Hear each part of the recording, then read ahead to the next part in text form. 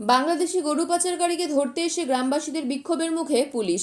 প্রতিনিয়ত গ্রামে চুরি হয়ে যাচ্ছে গরু, যা নিয়ে অতিষ্ঠ ছিলেন গ্রামবাসীরা। এই ঘটনা শিলিগুড়ি মহকুমা পরিষদের ফাঁসিদহ ব্লকের জালাস নিজামতারা অঞ্চলের রাবভাটি গ্রামের। পরপর গরু চোরের উৎপাতে অতিষ্ঠ হয়ে রাত জেগে ওৎ পেতে সোমবার গভীর রাতে 5 জনের মধ্যে একজনকে ধরে ফেলা হয়। ওই যুবককে গ্রেফতার করতে এসে গ্রামবাসীদের বিক্ষোভের মুখে পড়তে হয় পুলিশকে।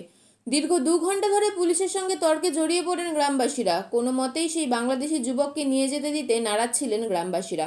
স্থানীয় বাসিন্দারা দাবি করেন, বেশ কয়েকজন পাচারকারীর নাম বলেছে ওই বাংলাদেশি যুবক, তাদের অবিলম্বে গ্রেফতার করতে হবে। পরে পুলিশের আশ্বাস পেয়ে ফাঁসিদেওয়া থানার হাতে তুলে দেওয়া হয় ধৃত হাসিবুলকে।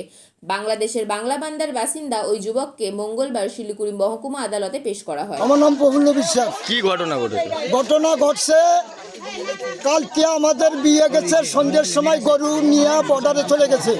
আমরা হল্লা চিল্লা করে যাই, বর্ডার থেকে ওরা দৌড়ে পালাইছে, গরু সেখান থেকে নিয়েছি। কয়টা গরু?